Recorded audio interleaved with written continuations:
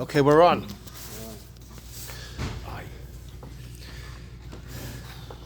Today is actually the yard site of the great Gerer Rebbe, the Chidushei Harim, Yitzchak Meir, Yitzchak.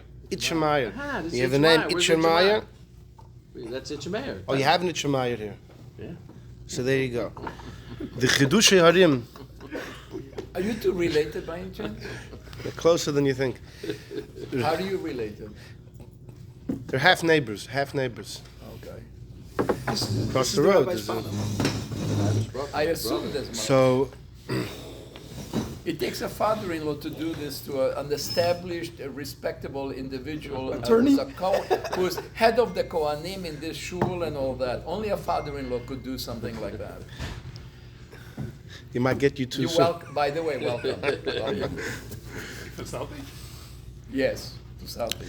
Anyhow, Rabbi Yitzchak Meir was originally, he was very close to the Koznitzer Maggid, Rabbi Stroll of Koznitz, who was a friend of the Alter Rebbe, a great Kabbalist, a student of the Maggid of Mezrich, and a very great man, the Koznitzer Maggid. In fact, he wrote a sefer in Chassidus, Avodas Yisrael. It's one of the very few svarim that the Rebbe quotes in the Kutasichis, in the actual, not just in the footnotes, but in the actual pnim, in the actual sikh itself. So he paper right over here. We have plenty of them. I don't need to hug them. So he raised the Chidushim. Pretty much was raised in his home. When he passed away, the Koznitzer Maggid was succeeded by his son, Reb Moshe Hopstein. And Reb Moshe, the son of the Koznitzer Maggid, was a great Kabbalist. In Chassidus, he was big. That was his forte, more than Nigla. And Shabbos afternoon, he would sit in shul and speak Chassidus, and the misnagdim from town would come and they would shepherd. They would start quoting Gemaras. They wanted to get under the skin of the Rebbe. So one Shabbos was getting really bad, and Yitzchak Meir, the Chidushei Harim, who was a genius of his generation, he put that misnagid in his place. That the misnagid was Crying. The misnagid had to run out. He set the record straight. So Rav Moshe, the Rebbe, he told Yitzchak Meir, Hasmi Mechaya Geven, you gave me life. So the Chidushei Harim said, Chidushei Harim stands for Rebbe Yitzchak Meir. He said, I need a Rebbe that's going to give me a patch, not give me a pat on the cheek. And he turned to leave. This was Shabbos afternoon, Shalosh Shudas. So Reb Moshe tells him, Yitzchak Meir, if you leave me and darken my Shabbos, God will darken your Shabbos. He said, I need a Rebbe, and he left. And the Chidushei Harim had many sons, and all of them passed away in his lifetime on a Shabbos. Each of his sons. He was succeeded by his grandson, the Sfas Emes. That was his grandson, who was the next Gerer Rebbe. Just one cute story, when the Sfas Emes was a kid, so Sfas Emes' father was one of the kids who had passed away. So the Sfas Emes was in his Zayda's house, and the Sfas Emes had, as a boy, don't know the exact age, but he spent the entire night learning. And he went to sleep, it was already morning. Anyhow, his Zayda comes and he sees that the sun's already up and his Einikul is schluffing. So he wakes up his Einikul and he gives him a whole rebuke. What are you doing? It's late in the day. And he goes on and on and on and on. Anyhow, later the Chidushei Harim finds out that his Einikul was up a whole night learning. And the whole rebuke was not in place. So he went to his Einikul and he said, why didn't you tell me something? You didn't say anything. You just let me go on and you're really innocent. So the Sfas Emes said, if you look in Parshas Matos, when the Shvatim of Reuven and God wanted to take their portion on the east side of the Yarden, Moshe criticizes. He says, how could it be you plan to stay here while your brothers fight Israel? He goes on and on and on. And they finally respond and say, we never had that in mind. We were planning to go to Eretz Yisrael and come back after. So Sfas Emes says, I don't get it. Why didn't they just tell Moshe right away, don't harass us? Is a raya, when someone's giving you a rebuke, whether you deserve it or not, just listen. Listen till they finish. And then you could say that, by the way, you don't have to be worried. Same thing over here. You were giving me rebuke, so I'm going to listen. And he stood, and afterwards, the truth came out. Anyhow, so the Chidushei Harim's yard sites today, and we're going to quote a word from him soon. It's also my birthday today, so I want to wish everybody. I'd like to wish myself a happy birthday. I'd like to wish everyone much success in the coming year and beyond. Much bracha, much hatzlacha, parnasa, beyond your wildest dreams. Gesund, and nachas, and simcha. Amen. And to you and your whole family. What? Yeah. Well, listen, if you're gesund and you have parnasa, then there's nothing stopping you. May the Eibush open up our hearts and our minds. Geffen is gesund, parnasa nachas. Geffen. That's in L'chaim. That's in L'chaim. He would just have water. Clay wants to know if he give you a private brother. So you're off the record. Now I want everyone to hear it, and it should be heard forever. All over the world. Okay, fine. So we begin. Parshas Vayakel. There's a number of concepts in Vayakel that we've had shiurim on the last couple of years. The fact that the women joined in the donations of the Mishkan, whether they were obligated to, like the Rambam, or like the Ramban, they did it voluntarily. We had a whole shiur, according to the Rambam, how could they be obligated? Building the Beis HaMikdash or Mishkan is bound by time, it can only be done by day. That was a whole shiur we had. We had a shiur recently about Bechlal, how the women donated. Can you accept stocker from a woman? Right? Whose money is she giving? And fine. This year we're going to touch upon something somewhat new. Okay. We begin with number one. Number one is a Gemara in Masechta Shabbos. When it comes to Shabbos, we know there are 39 malachas, 39 things that we can't do. We actually learn it from this week. Moshe Rabbeinu tells the Yidden, keep Shabbos, and then he says, build the Mishkan. The juxtaposition and the fact that he first cautioned us about Shabbos before telling us to build the Mishkan teaches me Shabbos comes first. You got to build the Mishkan 6 days of the week, but you can't do it on Shabbos. Which teaches us that you know which activities you can't do on Shabbos? The stuff that was done in the Mishkan. There were 39 primary chosheva labors in the Mishkan, and those are what you cannot do on Shabbos. Each of these 39 labors are considered an av malacha. It's a father of malacha, and a father means it has kids. There's tuldus. According to one opinion, each of the malachas themselves have 39 derivatives. So you're holding over 1,500 different labors. Tuldus are biblical. If it's a derivative, it's still biblical. And fine. The Gemara over here is going on a Mishnah which speaks about carrying, particularly throwing.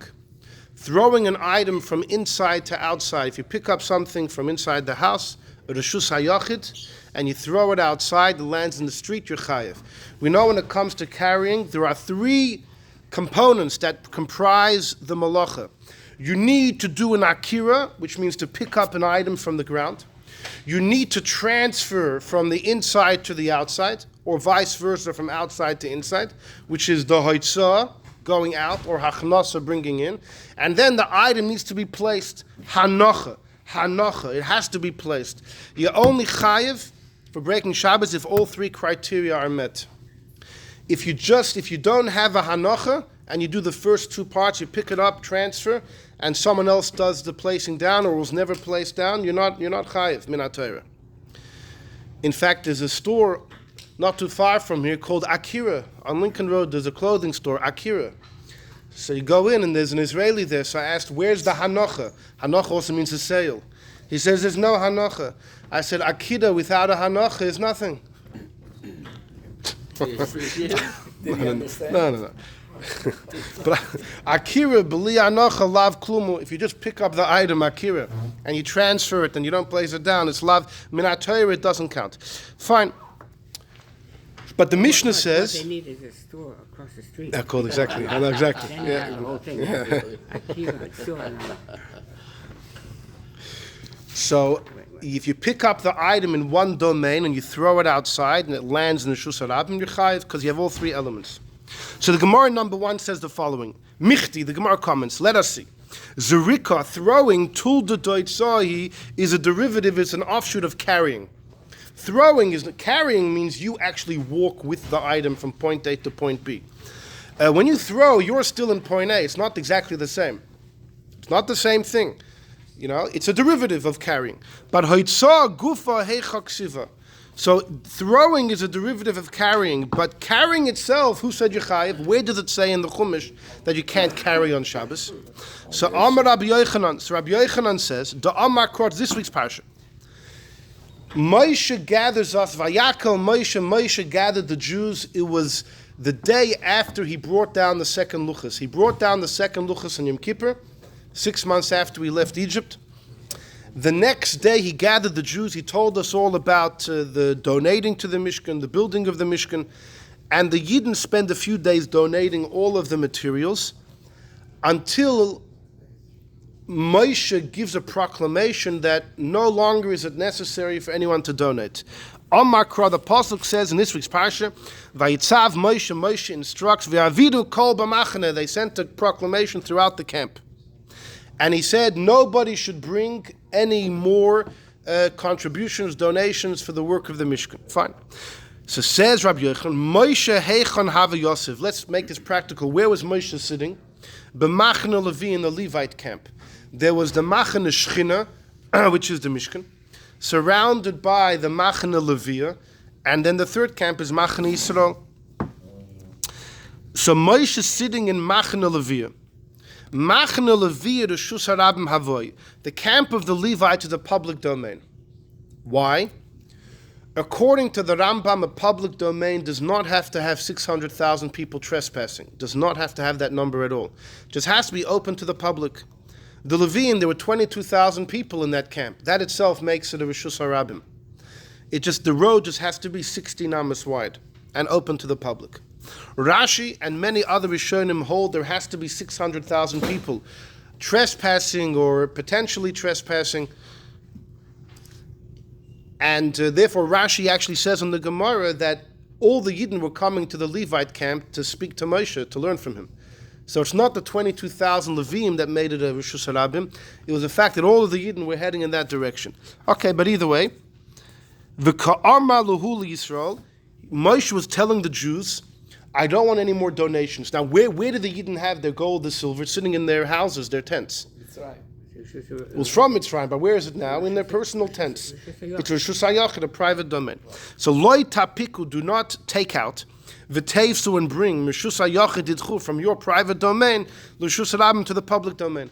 The fact that Moshe told them don't contribute anymore means he's telling them, all that gold and silver that's sitting in your property, don't pick it up, which would be an akira. Don't bring it to me and deposit it, because then you will be doing hoitzah, you'll be carrying out. You'll be picking up, walking with it, and placing it in Reshus Harabim. That's what Rabbi Yochanan says. So the Gemara says, wait a second. Umimai de b'Shabbos koi? Who says that story happened on Shabbos? Dilma b'cholka. Maybe it was during the week, and Moshe wasn't warning us a halacha. Moshe was stam saying, we don't need any more. Maybe it was on Tuesday. Umishum d'shlim alei malacha. Maybe stam, everything was taken care of. We didn't need any more donations. In fact, Kedichsiv, it says hamlacha ha'sadayim. The Chumash says clearly that the contributions already maxed, so they didn't need any more. V'hoiser. So maybe that's the simple reason Moshe just said we don't need any more. So says the Gemara, no. Gomar havara havarim yom kippurim. We have a gzeira shava. The word havara appears twice. Ksiv hach, it says in this week's parsha, v'yavidu kol b'machne, they passed a proclamation throughout the camp. Uksiv hasam, it says by Yom Kippur, on the 50th year by Yovel, v'avar to shofar trua, you should proclaim past the shofar. Ma'alahalan, just like there was Yom Kippur, it's a Yom Osir, it's a day you can't do work, right? You're allowed to carry on Yom Tov, not on Yom Kippur. So just like the Vahavarta by Yom Kippur is a day you can't carry, Afkan b'Yom Osir, so too over here, it's a day where you can't carry. And Moshe was telling us, not stam, by the way, we have enough. He was saying, don't do it. You can't do it. Shabbos doesn't allow you to do it. The Gemara just finishes, Ashkechon hoitzah. Okay, I see from the Chumash you can't carry out. Hachnasa minolon, what about bringing in? That's not in the Chumash. So you'd think the Gemara should answer, well, just like throwing outside is a derivative, why can't bringing in just be a tilde? The Gemara doesn't say that, it says, Svarahi. Bringing in is logical. Once you know God cares that an item shouldn't be transferred from the inside to the outside, who cares which way? It's relocated from one boundary to another. So, Svarehi, Michti, let's see, Mishus L'Rishusu, it's from one domain to the other. Mali Apuki Mali, who cares inside, who cares outside? Miu, but however, Hoitza Av Achnosa Tulda, carrying out is the Av, bringing in is a Tulda. Fine. We're going to be encroaching in a very big sugya, and we can't touch upon every point, but some of the main points, and we'll see some interesting things. So it seems to be a pretty innocent Gemara. The truth is, if you look in the Gemara in Eruvin, let's have a look what the Gemara says in Eruvin, tell me what you think. It's a Gemara in Eruvin, Daf Yud Zayin. The Gemara is saying that if somebody walks Tchum, past the Tchum on Shabbos, he'll get Malkus. When it comes to Tchum, there's a big debate, 3 opinions in the Rishonim. One opinion is Tchum is completely rabbinic. The other extreme, Tchum, even going 2,000 Amos, is biblical. The middle opinion that most people hold is 2,000 Amos is the Rabbanon, 24,000 Amos, which was the size of the whole Jewish camp, is biblical. So if you would walk the amount which is biblical, you don't get killed like you do for the other malachas. It's different, you get malchus. But Rabbi Yonasan had a kasha. Wait a second. There's a general rule. If usually a loy sasa that's violated, you get whipped. But if a lav could contain a death sentence, then even if for some reason you don't get the death sentence, you don't get whipped either. It's almost like when you deal with a death sentence, there's no money. So to be, once the lav carries a death penalty, then whether you get it or not, you don't get malchus. It's been removed from there. So Rabbi Yonasan, wait a second. That you're going to get whipped for walking Tchum. Where's the source that you can't walk Tchum? It's a pasuk in Beshalach. Al Yetzei Ishmim Kaima B'Yem Hashvi. Don't walk from your place on the 7th day. So Rabbi Yonasan, wait a second. That lav shenitin lazharas Mrs. Bezdin. Rabbi Yonasan thinks like this. That pasuk of Al Yetzei Ishmim Kaima includes 2 inyanim. A, you can't walk too far on Shabbos. B, you can't carry. Why would it mean you can't carry? Because Moshe was telling the Jews, when the mon falls during the week, you go get it. Don't go on Shabbos. Al Yetzei Ishmim Kaimai. Don't go from your house to get the mon. Now, how would you collect the mon? With a kli, with a vessel, right? With a potter's or some vessel.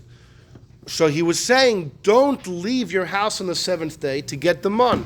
Don't pick yourself up with your vessel, leave your tent, go to the street, and you're going to place the vessel down while you put the mon into it, you're going to be carrying. So Rabbi Yonasan understood that this pasuk, Al Yetzei Ishmim Kaimah, from Parshas Beshalach, contains 2 issues. You can't carry, and you can't walk too far. But here's the issue. If you carry, you get killed. That means this warning, this pasuk of Al Yetzei Ishmim Kaimai, is considered a loisasa that carries death penalty. So if you violate the other meaning, the tchum aspect, you shouldn't get lashes. That was his question.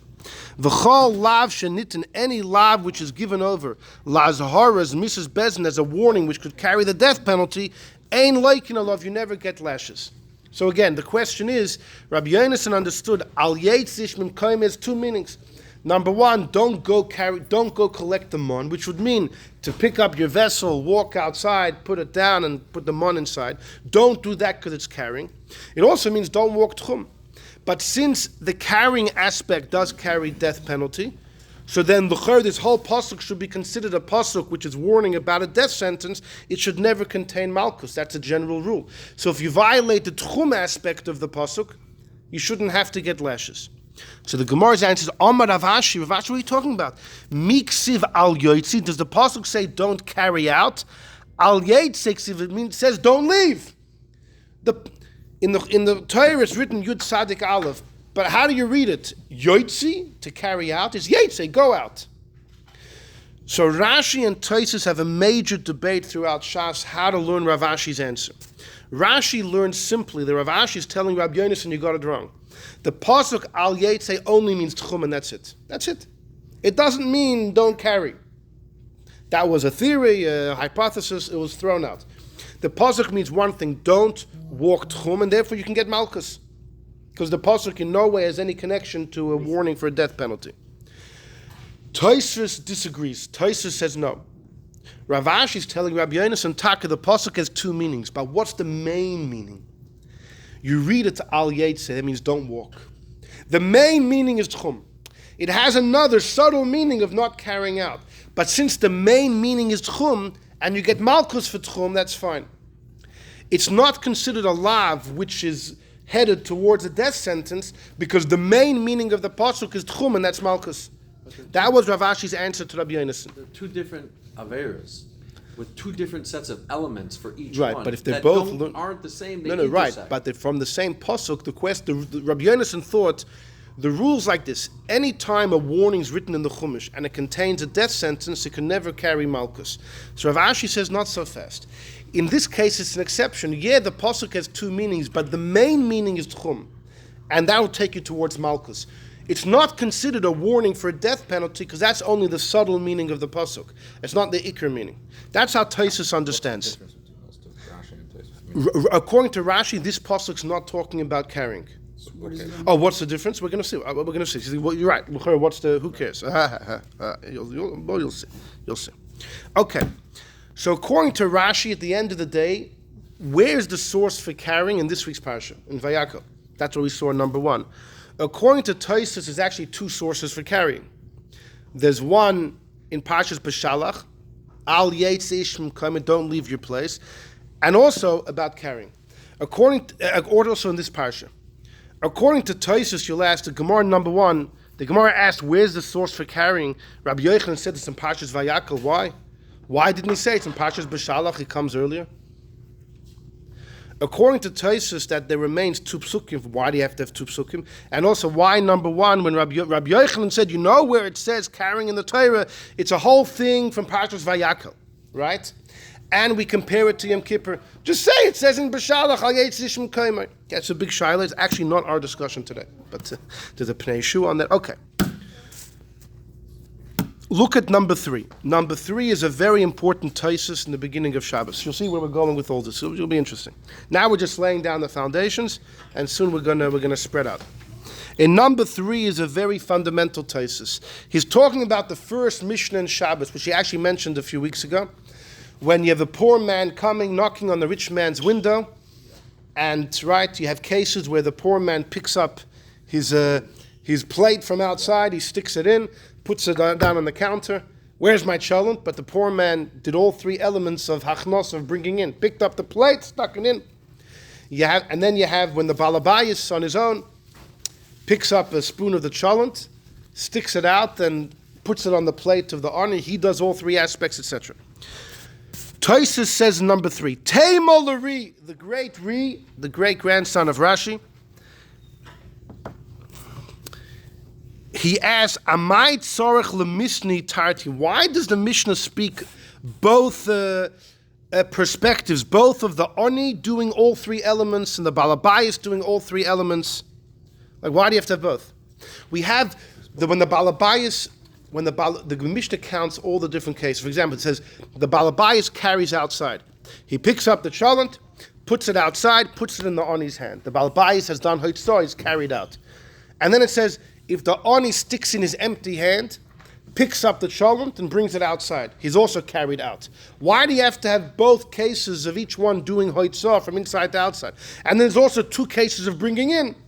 It delineates when the Balbayis sticks out his empty hand and takes the plate and brings it in, or when the Ani brings it in. Like, why do you have to have both of them doing hoitzah, both of them doing hachanasa? What's it all about?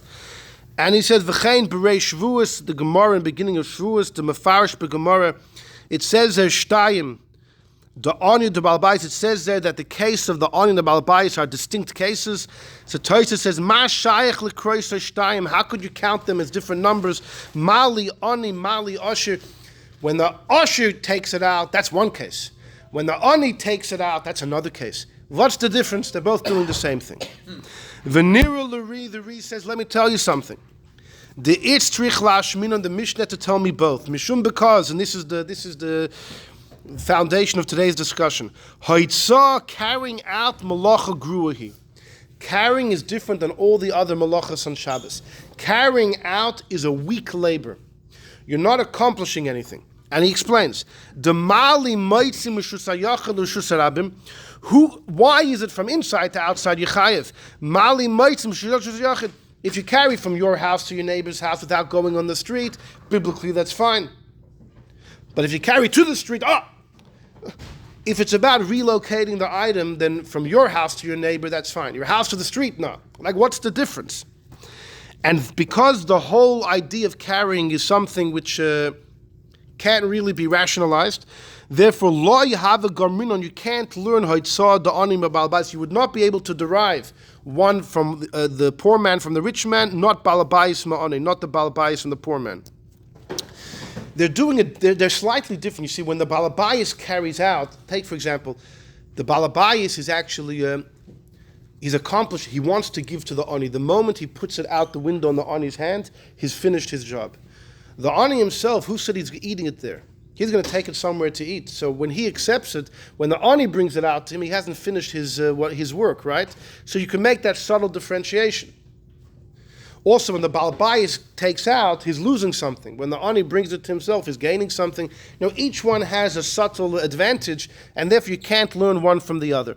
Because carrying is such a delicate, hard to grapple with concept, the moment there's a difference between the cases, you can't derive one from the other.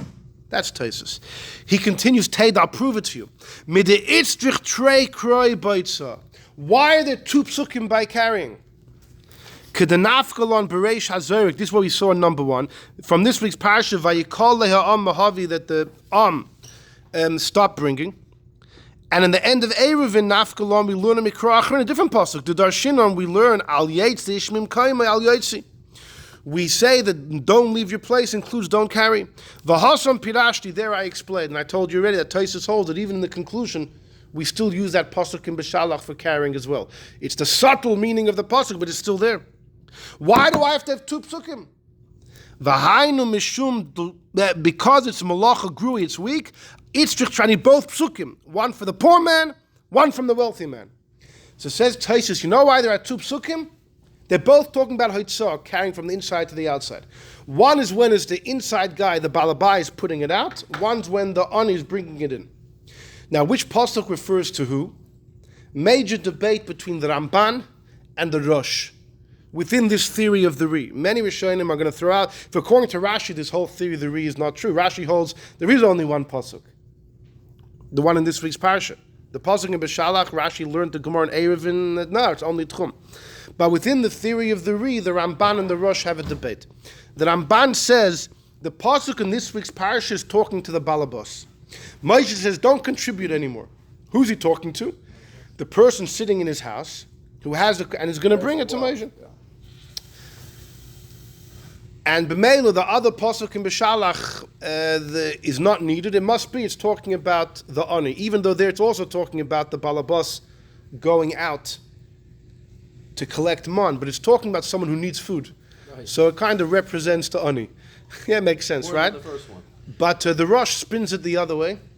The Rosh says, fakert, when Moshe Rabbeinu told the Jews, don't bring contributions, Moshe says, and it says, the people stopped from bringing, vayikol le'a'am, from bringing.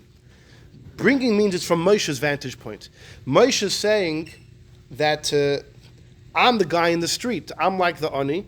I don't want your stuff coming to me. It's like the guy outside bringing from the inside to the outside. Because it's from Moshe's vantage point. Don't bring to me anymore. It's as if Moshe was saying, I don't want stuff being brought to me, which is the ani's vantage point, the guy in the street. You're the receiver. Right. And the pasuk in Beshalach, he says, is talking about a balabos inside your tent. Go, don't take out your vessel and collect the mon. Now you can argue both ways. You like the Ramban better. Okay. Could you buy one? Could a usher buy one? So no matter how much you would take, I don't know. No matter how much you would take, yeah. There is a shayla that tzaddikim, that's by tzaddikim, the mon would fall in the entrance of your house. No, but the question is then, you bring your vessel just to the front door, you open it, you put the mon in. You don't have to take your vessel to the. The whole thing's not talking about tzaddikim; it's talking about the people that have to walk. But here's the difference, though: Rishoyim had to go all the way out of the camp. That's not a Rishus HaRabim. it was the middle people that their stuff would fall, Why did they need in the Rishus money? Harabim. They had money, and they were merchants. We learned once about the merchants Very that would few, surround the Machane, and they could have bought whatever they wanted. Apparently, they weren't always merchants. Occasionally in the desert. Imagine today you're in the desert. How many? Well, now in Saudi Arabia, everywhere there's right. There's 6-star hotels in the middle of every desert now in Saudi Arabia. But back then, anyhow. So so this is Tosfos' theory. Okay, we'll leave that right. We'll leave that there for now. So the Re says you need 2 psukim pashut because it's a weak malacha. One is going on the ani, one on the balabas. You wouldn't learn one from the other, and that's why you need 2 psukim. And therefore, the Tan in the beginning of Masechta Shabbos just follows the path of the psukim. That let me teach you about the balabas carrying out. Let me teach you about the ani. They look the same. They're similar, but because carrying such a weak malacha, the moment one case is slightly different, you can't learn one from the other, okay? So here's the thing. By the way, when it comes to all other malachas on Shabbos, we don't have any psukim at all. We know if they did it in the Mishkan, you can't do it on Shabbos. We know they carried in the Mishkan. In fact, the Gemara discusses whenever they would take the Mishkan apart, they would, the Bnei Merari, the Levim, they had 4 wagons. They would, in front of the Mishkan, they would load them up 2 and 2, and they would take all the poles and whatever was going to go on the wagons and load them onto the wagons. And they carried there. They were loading, the beams would be on the road, Rishus Harabim. They would put it into the wagons, which are the Rishus HaYochid, that's bringing in. When they had to set up the Mishkan, they would take the crushim, the beams from the wagon and put it back on the street. We know they did it in the Mishkan. So why b'chlal do you need a pasuk at all? Forget about 2 psukim. So Tosfos in Masechta Shavuos actually asks that, why does carrying need even 1 pasuk? And Tosfos there says, because carrying is weak. You know that they breathed in the Mishkan, right? So maybe you can't do that on Shabbos as well. We know they were sweating, they drank water in the Mishkan, so you can't do that on Shabbos. No. It has to be a functioning labor that they did in the Mishkan. But carrying is so weak, you wouldn't have thought that because it happened in the Mishkan, you can't do it on Shabbos. That's why I need a pasuk. So Tosfos elsewhere says the very fact that carrying b'chlal needs a pasuk shows it's a weak labor. Here he doesn't say that. Here he just says the fact that it needs 2 psukim is based on that. And the Mefarshim will discuss why that is. Why this? Okay, but that's just comparing those 2 sister Tosfos and one to the other. But here's the thing.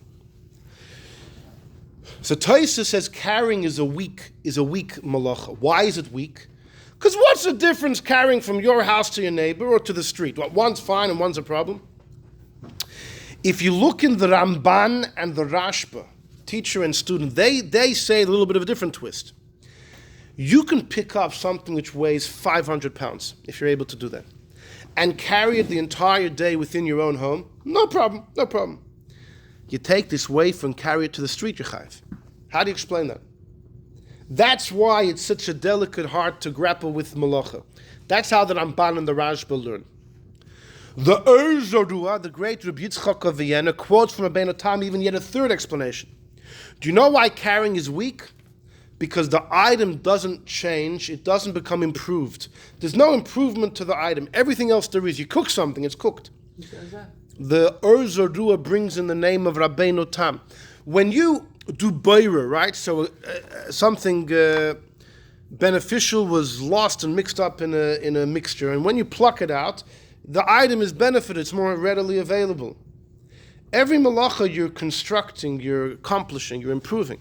Carrying, it's the same item, it was here, it was there. That's why it's weak. Reb Moshe Feinstein, besides writing his great halachas Igros Moshe, he wrote a sefer called Dibros Moshe, which is Igros Moshe are his letters, hence the name Igros. He also wrote Dibros Moshe, which is a shiurim that he gave in his yeshiva in the Lower East Side.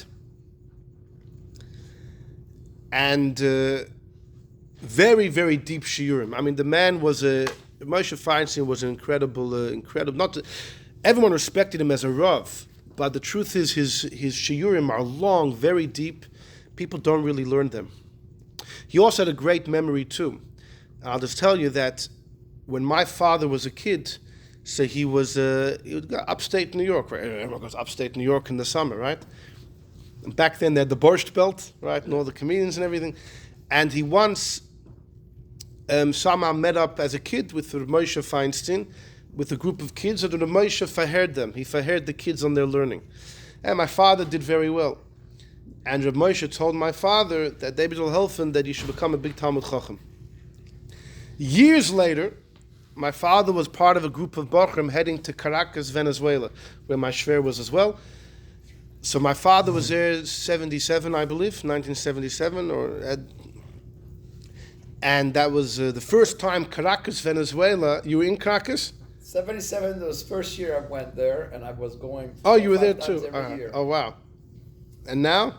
No longer, huh? No longer. Please. Look at the memory. Yeah, exactly. Look at that memory.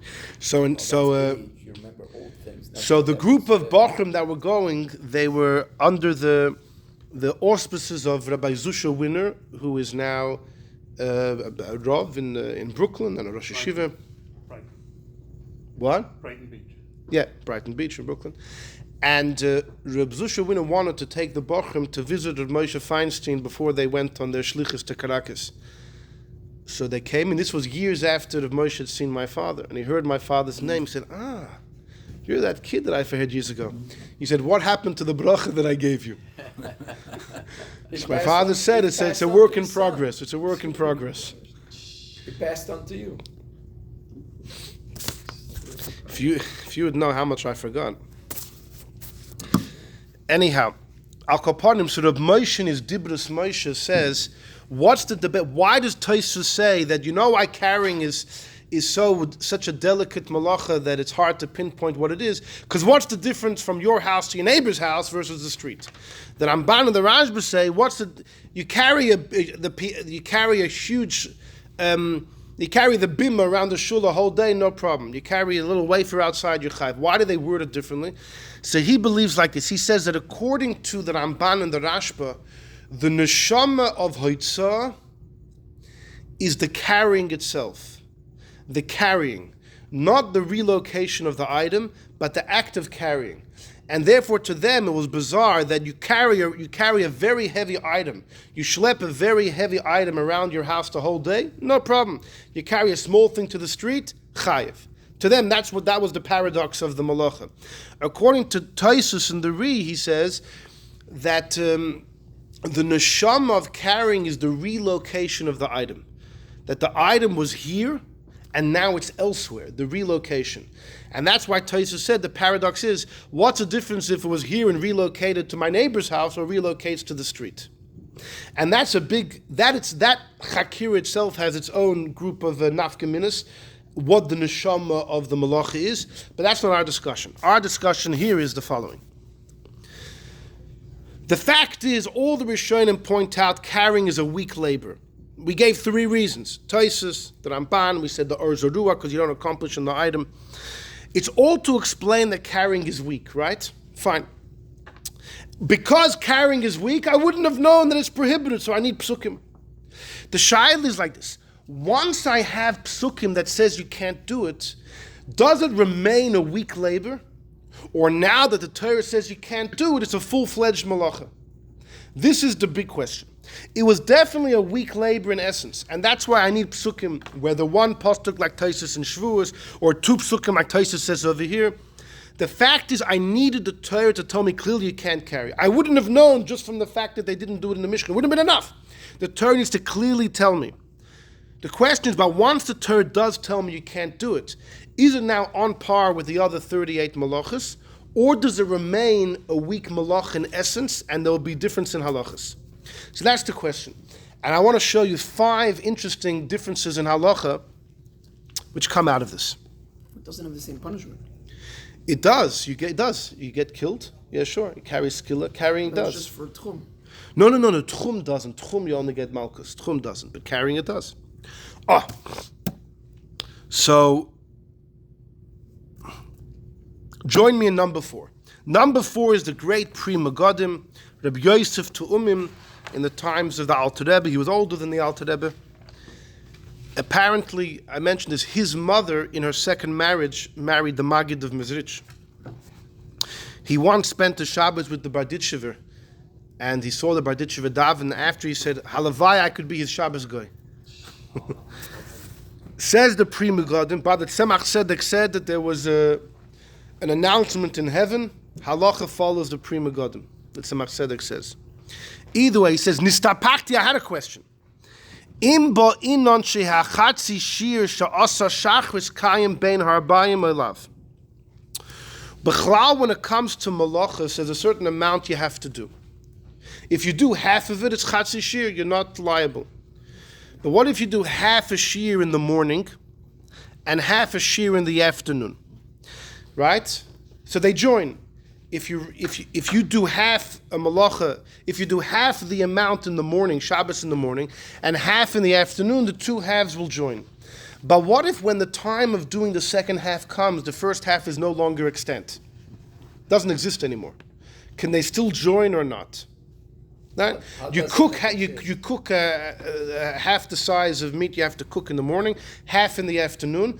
But in the meantime, a dog came and the first piece of meat was eaten. Will I still combine the two halves if there's nothing to combine when you do the second half? Do you need the first half to be kayim, to be existent in the afternoon or not? He says, b'ksiva, by writing. To be chayiv writing, you have to write two letters. Im kosav ois achas shachris. We're number 4, the second line. If you write one letter in the morning, v'nimchak, and it was erased somehow, or nisraf, or was burnt, and you write another letter in the afternoon, pshita de potter. There he thinks you for sure potter. De ein kan malacha, because man she'ein shtei oisis ksuvas lefanenu. When it comes to writing specifically, he thinks you'll be potter.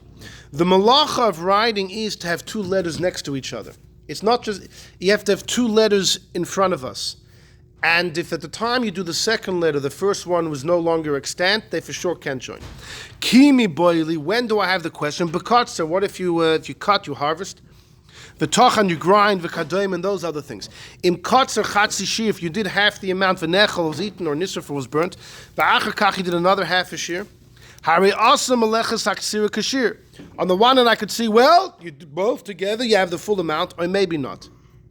Now, the exact reason why writing is different than the others, we're just going to take his word for it, because that's not really what we're looking for. The issue is like this. V'hinei b'haitzah, the Gemara discusses this very question about one particular malacha, carrying. Amrinam, we say, b'hamoitzi, that's a perek in Shabbos Daf Pei. Hoitzi chatzi shir v'niz, we carry half the amount that was burnt. V'chaza v'hoitzi chatzi shir, depending on the item that you're carrying, there's a certain amount of it that has to be carried to be chayiv. Right? There's a whole, lots of Mishnayos discussing the exact amount of whatever the item is.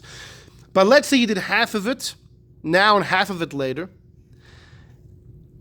And when you did the second half, the first half was burnt, your potter.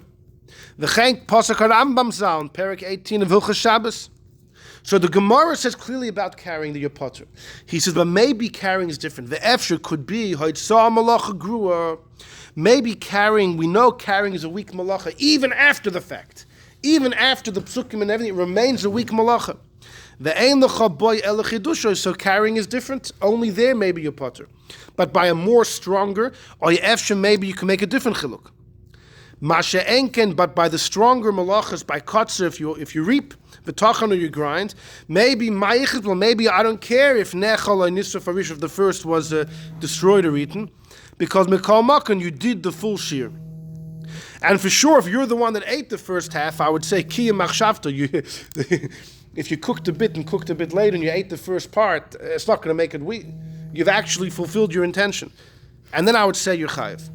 In other words, he's saying it could be dafka by carrying, you're off the hook, everywhere else you're on the hook. So some Rosh Yeshivas want to explain what's the logic. The logic's like this.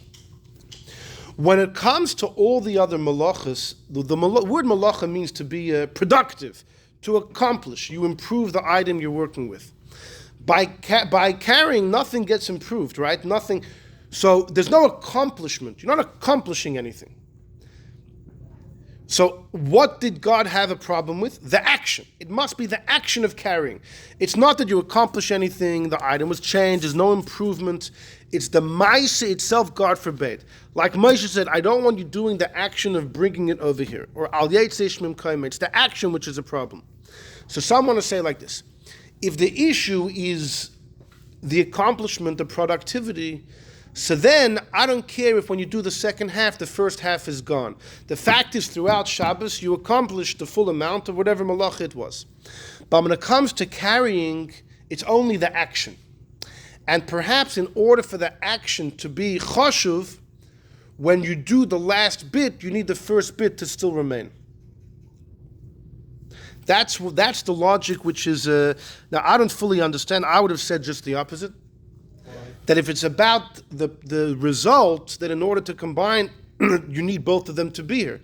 If it's about the action, then I don't need the first one to still be here. It was never about the result. I would have spun it the other way. But you know what? None of the Rosh Hashivas asked me, and nobody here asked me either. So, anyhow, but that's number one. Take it. Number one. The next one is like this. Number 5. This is from the Aruch HaShulchan. You know, when it comes to Shabbos, you can't do 39 malachas. What about Yom Tov? Yom Tov also, there's l'chayra 39 malachas, but you're allowed to do anything which is oichel nefesh, anything which is for the sake of food. There happens to be, off the bat, a major discussion. So, what exactly does that include? Any malacha which helps food that you're allowed to do? Or is it only malachas that in their identity are food-related malachas, like cooking, or boirer, or selecting? But you have a malacha like a boina, which is building, right? Usually has nothing to do with food. But maybe creating cheese could be considered boina. So so are you allowed to make cheese on Yom Tov because I'm doing boina for the sake of food? But boina itself is not considered a malechas oichel nefesh. It's not a malacha usually related to food. So there's a discussion. We happen to be mekel that it pretty much includes all malachas. But here's the thing.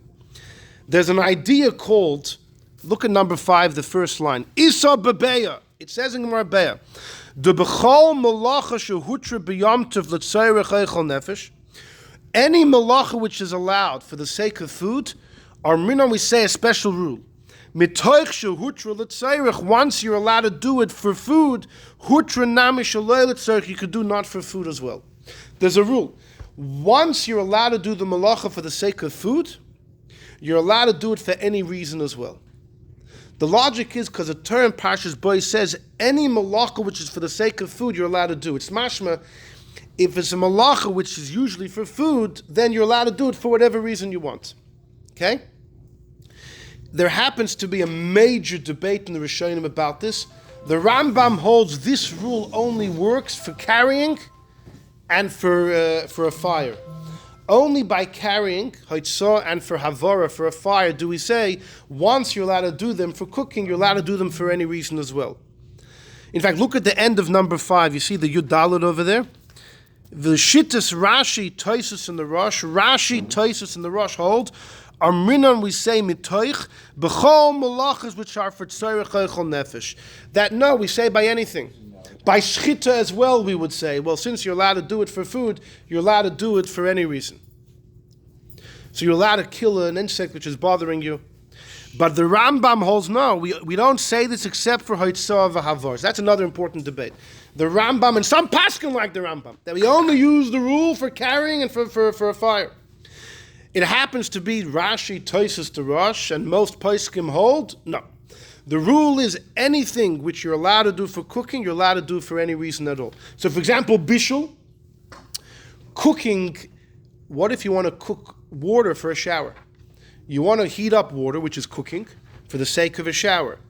The Rambam will say, what type of story is this? The Rambam says, only by carrying and by increasing a fire or lighting a fire do we say that once you're allowed to do it for food, you could do it for any reason. We don't say it by bishul.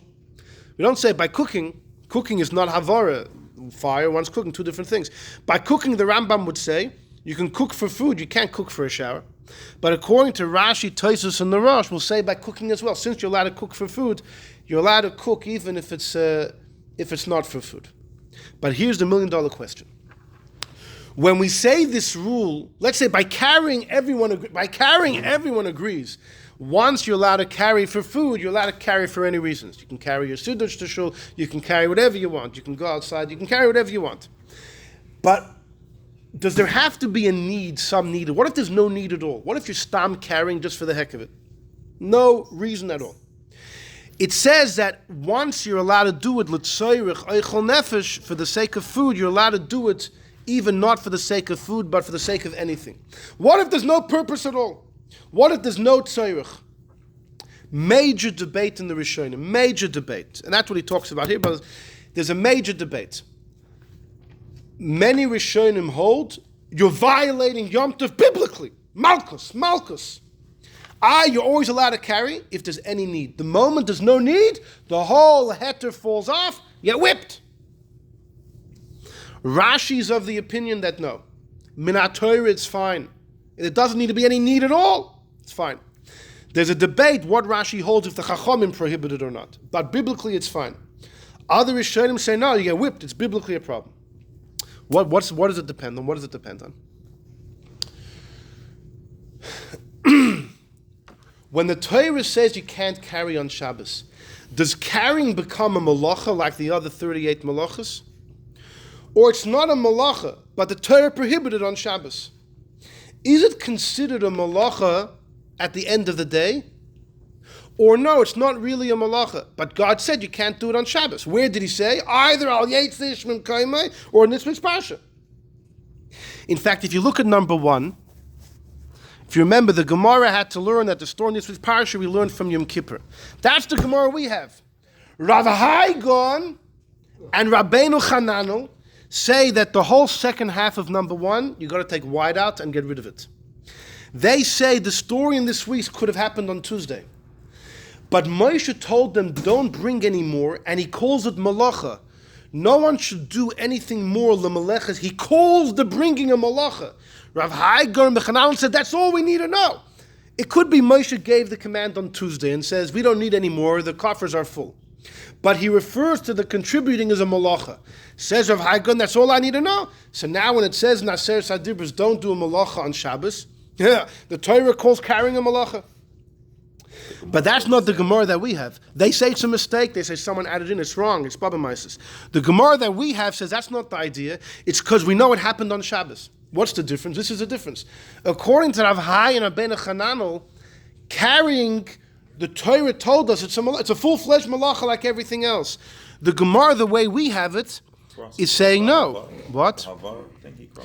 He crosses it from Umimai.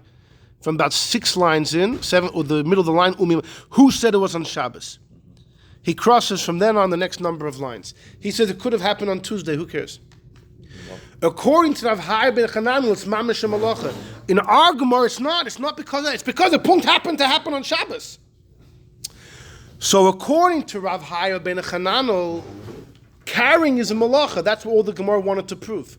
Wanted some malacha, the Torah said you can't do malacha on Yom Tov either. That includes carrying. So I know carrying you can't do on Yom Tov. I have a rule, though, that once you're allowed to carry for food, you can carry for other reasons. But if there's no reason at all, it's going to fall back to the basic biblical prohibition. Because carrying is considered a malacha. It says on Yom Tov you can't do malacha, you can't carry. You're allowed to carry for food, and then we extrapolate for any reason. Fine, as long as there's a use. If there's no use at all, you're going to fall back to the biblical prohibition, you get malchus. But according to our Gemara, the way we have it, it's not because carrying is a malacha. It's not a malacha. God said you can't do it. On Shabbos, on Yom Tov, God never said. God said you can't do malacha on Yom Tov. If it's not a malacha, it's not prohibited. And that's why Rashi says, I don't care if you carry for no reason at all. How would you get whipped? It was never biblically prohibited. Right? So that's one difference. That's one difference. It all depends. Once we know the Eibush had an issue with Haitzah, what does that mean? Now it becomes equal to all the other malachas, or it remains standalone, it remains different, it remains weak. So that would be one debate. It's difficult to establish that if something has no tzorach at all, it's malchus. Tzorach ktsas shmota. Right. It's difficult to. The Rebbe Rashab once saw somebody a young man carrying his machzor on Rosh Hashanah back home. And he had a problem with it. Carrying the machzor back home. But according to this, Because there's no the need's not a Yom Tov need. It could be that Rebbe Rashab felt it needs to be a Yom Tov need. When you carry it back home, it's not a Yom Tov need. It's just so you don't lose it in shul. So there's a whole discussion if the Rebbe Rashab was just being, is that like midas chassidus or the halacha issue in that as well? Because at the end of the day, we do carry things back home all the time. We do it all the time, right? Any baruch going Mitzvah Rosh Hashanah carries his shofar back with him, right? Anyhow, that's a second. The first one was the Pri Megadim Shaila, and now you have this. That's number 2. Number three is the Beis Yitzchak is not on the thing, but we're going to do it very quick. There's just a few more differences.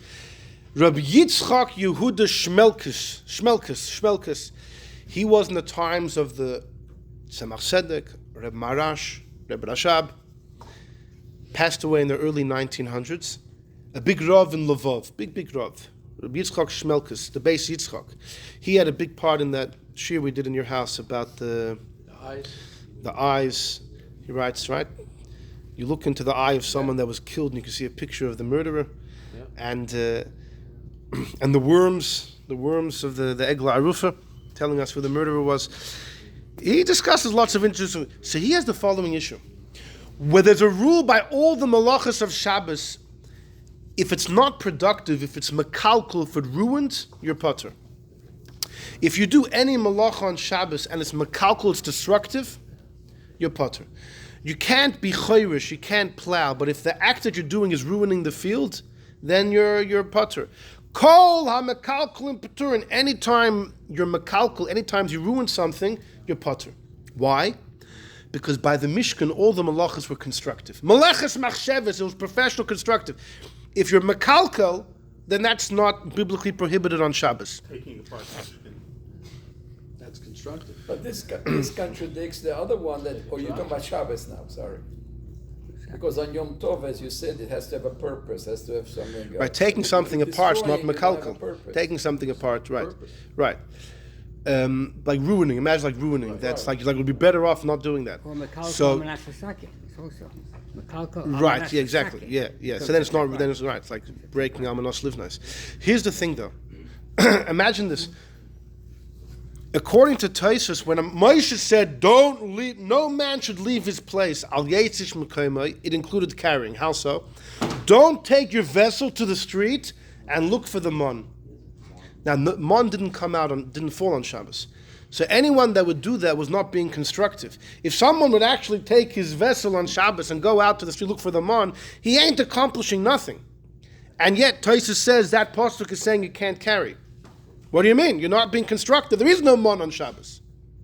So it sounds like that by carrying, even if you're not masakin, you don't gain anything, it's still a problem. Now you'll say, okay, but you're not being destructive there, right? I mean, you're doing exercise, right? Not intent was to gain. Okay. So says Reb Shmelkes, I'll give you a better case. You take a piece of truma, you pick it up in the street, right? And you see the kohen coming to get it, and you say, "Ugh! You'll never see this again." You throw it into the window of a house which has a corpse in it. Tummy. So now that truma is tummy, it has to be burnt, right? Must be a bachar. Now the guy picked up truma in the street, cast it in the house. He violated. He did the hachnasa. He threw it inside the house. He should be chayiv, but his act was destructive. That thing now it was food. Now it's no longer food. It has to be burnt. And the halach is your chayiv. It sounds like, says Reb Shmelkes, when it comes to carrying, the din of makalkul is not said. Carrying is an exception. You know why? Because it's based on what we're saying over here, that by all other malachas, you're actually being constructive. So therefore, you actually have to improve in order for the malacha to be a malacha. But when it comes to carrying, you're not accomplishing anything. It's still a weak action, which God forbade. And we said before, there is no result, there is no accomplishment. God just forbade the action itself. So therefore, I don't care if you gain anything, you don't gain, or you lose. It's the action which is prohibited. By all the other malachas, they're a malacha. Malacha means it needs to be constructive. So if it takes you backwards and you're makalkal, you're potter. But by carrying, there was no result. It was never about the result. It was the action, just the transferring or the relocating of the item from point A to point B, even though nothing actually gets accomplished, God said, nonetheless, although it's weak and it's hard to grapple with, you break your heads. The fact is, I'm telling you, you can't do it. It's the action. So it doesn't have to lead to any improvement. It could even be destructive. It was never about the result. So that's nafkamina number 3. Nafkamina number 4 is when it comes to Bechlal, if somebody cooks on Shabbos, right? Is the food allowed to be eaten that Shabbos? So there's a major debate between the Rambam and Toy. Look at number 7. This is from the Aruch HaShulchan, a debate between the Rambam and the Ri. Ketzad, the Rambam says number 7, Yisrael shebishul b'Shabbos b'mezid. If a Yid cooks on Shabbos on purpose, then no one's allowed to eat it on Shabbos. B'motzoi Shabbos ya'ochel acher. If someone cooks on Shabbos on purpose, after Shabbos ends, other people can eat it. But to him, lo ya'ochel elomis, can never eat it. You can never eat it, if it was on purpose. If it was done by mistake, you forgot that it's Shabbos, if you forgot you can't cook, then Mitzvah Shabbos, anyone can eat it. That's the Rambam's rule. If you cook on purpose, the cooker can never eat it. It's a rabbinic knas. Everyone else Mitzvah Shabbos. If it was done by mistake, then everyone, even the cooker, Mitzvah Shabbos. I mean, he goes and cook. It's Friday night, and then I mean, how can he put? You take cholent. It almost happens almost all the time. I just said Aleinu instead of Alpira. I thought you were going to that's. Friday night. Listen, we're going to learn by Megillah. We're going to learn a case if someone's not sure if he heard Megillah or not. You know, speak about memory loss. Anyhow, says, however, the Yesh Merabi Seinu, other Rishonim say no, Posku, their posuk much more lenient, that if it's b'shoigig, everyone can eat it right away. Mutter afilu loy, even for him that day, everyone can enjoy. If it's b'mezid, then he has to wait till after Shabbos, and everyone has to wait till after Shabbos. The Ri Balatoises holds, if it was done by mistake, by b'shoigig, then everyone can enjoy it right away, even him. On purpose, everyone waits till Mitzvah Shabbos. The Rambam says on purpose, he could never eat it. Everyone else Mitzvah Shabbos. By mistake, everyone Mitzvah Shabbos.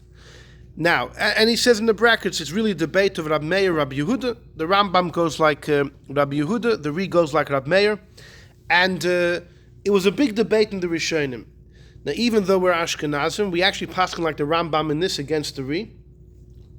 Even though the Rosh says that the Ri was greater than the Rambam, b'chachma, and we should paskin like the Ri against the Rambam. But we don't, like the Marshal says, there's no such rules. One guy was smarter than him, no such rules. Each case has to be analyzed on its own, and here we go like the Rambam.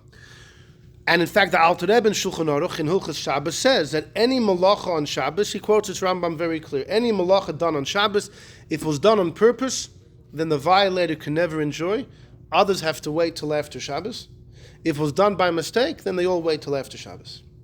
What about by carrying? What if someone accidentally carried? What if someone brings a bottle of wine to your house on Shabbos, they carried?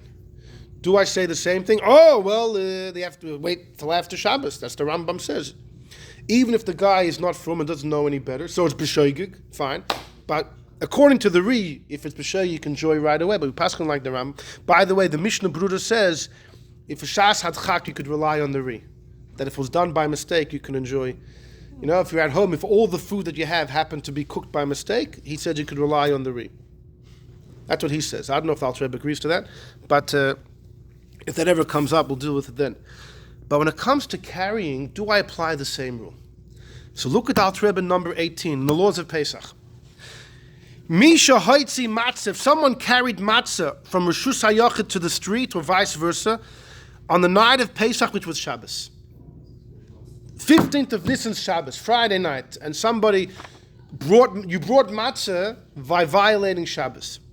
The Alter Rebbe says, I don't care if it was done by mistake or purpose. Mutter lo, you're allowed to be yoytze, you're chayiv, and to bench on it.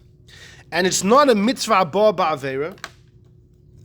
That's if you steal it. This was always yours before you took it out, before you brought it in. Loi ba mitzvah zula yada adevera. This matzah didn't become yours through an avera. It came to you practically through carrying, but it was yours. It always was yours. The Alter Rebbe writes that it's a delicate idea he's quoting here from a Yerushalmi that you happen to do an avei with the matzah, but the matzah itself didn't become yours. The matzah wasn't affected by an avera. He loy nasas ba'avera. The matzah wasn't affected by the carrying. It happened to be the action of carrying was done to it. Nebuch, it's a problem, but it doesn't invalidate the matzah at all. Can contrast, if the matzah was stolen, it invalidates the matzah. Yeah, we talked about that. But what's the Alter Rebbe paskening? That even though this matzah was brought to you through carrying on Shabbos, not a problem. Eat it and enjoy. It sounds like the Alter Rebbe holds carrying is an exception from all the other malachas. All the other malachas, if a malacha happened to them on Shabbos, you have to wait till after Shabbos. We go like the Rambam. Not matzah. Now you're going to say, well, maybe because you have a chiv minat Torah to eat it. That's not the Alter Rebbe's logic. The Alter Rebbe's logic is because carrying doesn't affect the item. Now I want you to know, many disagree with the Alter Rebbe. This halacha number 18 is not pashut. It's a big debate in the Rishonim, also by Tchum. If something comes from out of Tchum, the same shaila. The item really wasn't changed by the malacha. It was just brought to you. And some hold it, I think most poskim hold, if the item came to you on purpose, you have to wait till after Shabbos. By mistake, you could use it right away. Which is still more lenient than everything else, because everything else, we pass on like the Rambam, you got to wait till after Shabbos. But most poskim hold that if it came through carrying, if it was by mistake, you can enjoy right away. But if it's mazed, if it's on purpose, you still have to wait. It seems from the Alter Rebbe, even on purpose, you don't have to wait. But either way, there's definitely a difference between carrying and the rest. What's the difference? It's what we're saying. By all the other malachas, you're improving the item. So you can't benefit from the item that was improved on the expense of Shabbos. Matzah? Carrying as a malacha grew, it doesn't accomplish anything. When you eat the matzah, you're not benefiting directly from a malacha. The matzah the malacha didn't improve the matzah at all. And therefore, according to the Alter Rebbe, even if it happened on purpose, it's fine. According to most others, at least if it happened by mistake, it's fine. Not if you cooked or if you did bayer or something, then even by mistake, you got to wait till after Shabbos because you're benefiting from malacha. Here, there's no malacha. It's just the action. The item itself doesn't get any improvement. Can you extend the same to challah and wine to doing kiddush and motzi on Shabbos? Yeah, yes, I would, because Alter Rebbe doesn't say the reason is because the chiyuv minat Torah to eat matzah, it's therefore the chachamim let off. That's not what he says, right? Oh, so the last thing is an Avnei Nezer number 6. I'll just say it outside. Because reading it inside, I'm going to get stuck, because he says something there that I have a difficult time wrapping my head around. And in order not to publicize my lack of understanding, I'm not going to read that part inside. But the Avnei Nezer is talking about a very interesting debate between the Ramah and the Levush. The Avnei Nezer was a big Chassidic Rebbe. He passed away in 1910. But he was alive during the Rebbe Marash's times, even the Tzemach Tzedek. Avremele of Sochetshav. He was a Chassidic Rebbe and a huge goyin. In fact, he was weak his whole life to lie in bed, but his mind was forever racing. In fact, he was once diagnosed by the doctor who said that his whole body's weak, but his mind's exploding. He said the energy doesn't pass down. All of his energy is centered in his brain. And by Chassidim, the Avnei Nezer was considered mamish, an unbelievable source, and also by the Misnagdim as well. He's a world decorated. In fact, the Rebbe has a sikha this week. In fact, it was one of the last sikha I think the Rebbe gave out, was about a debate between the Alter Rebbe and the Avnei Nezer. When it comes to burning on Shabbos, mavir, so you have a fire and then you put some more papers, you pour oil in the fire, papers in the fire. Is the reason you're chayav because you made the fire bigger, or it's because you burnt whatever fuel you put in, you burnt the fuel? Is the issue on the burning of the fuel or making the fire bigger? An incredible sikha, but like a big debate, Alter Rebbe versus Avnei Nezer, it was a real... So the Avnei Nezer is discussing that... What's the answer to that? Oh, it's a machlokes between the two of them, and the Rebbe is a beautiful sikha. It's a real whopper to learn. And it was the last thing I learned with my mother's father, Oliver Shalom, big Rav in Antwerp, a huge scholar. I went to visit him a few years ago, Purim, last time I saw him, and in Antwerp, Shabbos Hagodol of Nisan and Shabbos Shuvah, everyone comes to shul to hear a drasha, and my Zayd's shul would get packed, standing room only. People would come, and he would speak for 45 minutes, an hour, half a pilpul and nigla, and then explain those same ideas in drush and chassidus but he used to prepare for this weeks before. So when I went to visit him a few years ago, he couldn't see. So he wanted to prepare a drasha, so he asked me to read to him from Sfarim. And he couldn't see. I used to read, but he would correct me on you read it like this, you read it like that. And the moment I would try to explain, he says, no. You don't need to explain. Just read to me his words. I'll explain it to myself. Anyhow, he was unbelievable. Even he was in his 90s, late 90s at the time. Anyhow, so I was with him Purim, so he wanted to get ready for Shabbos Hagodol Drosha. So he wanted to give a shir about this. So I learned that sikha with him, and a few other. He wanted to give a shir about Havara. Unfortunately, he never gave the shir because Corona came, and I don't think he ever gave a public drosha like on those 2 times a year again. Anyhow, so the Avnei Nezer discussing like this.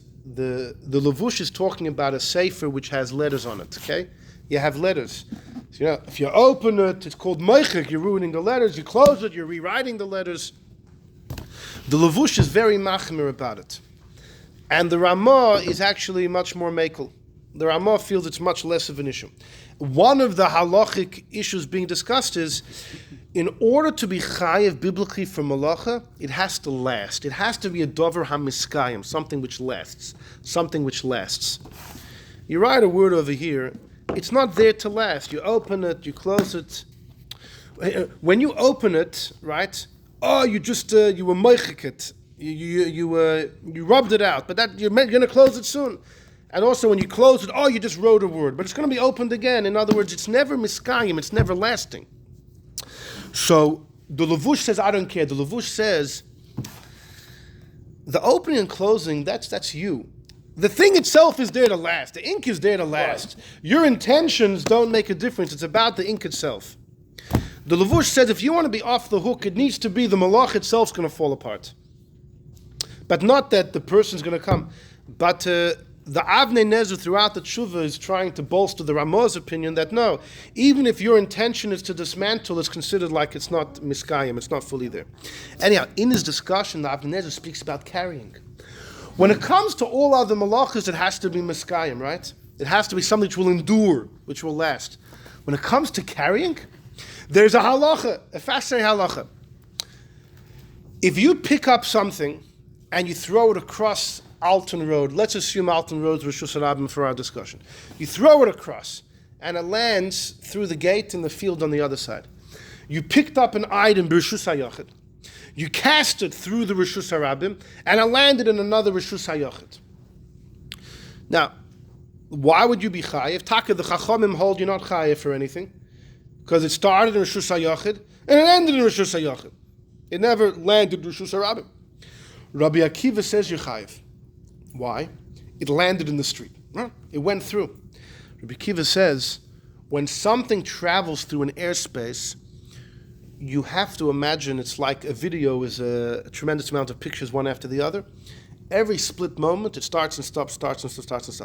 Once it's going through the airspace, kluta kamisha huncha, being caught in the airspace, it's like it landed.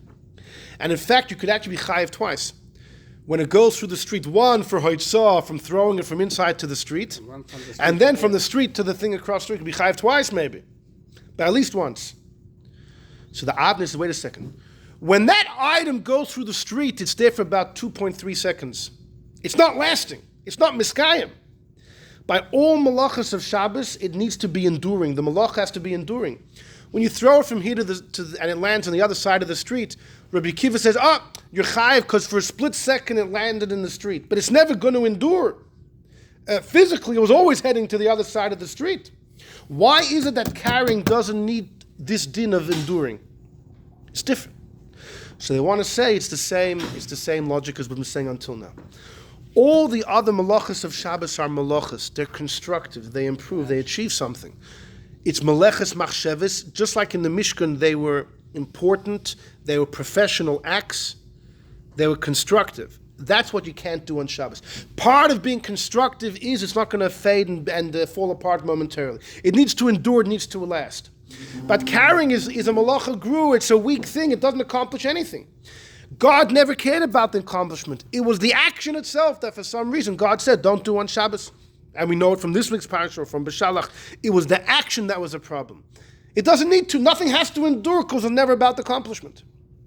So let's just quickly wrap up again. The 5 nafkaminas of what we're saying is, first of all, carrying may not be considered a malacha b'chlal. It's just God said don't do it on Shabbos. And then there's no source to say you can't do it on Yom Tov. Yom Tov, the Torah just said don't do malacha. There's no source carrying is a problem. So therefore Rashi would say even if you do it for no reason at all, you can never get whipped for it. We said that since carrying is it's not about the accomplishment, it's about the action. Therefore there's a certain loophole.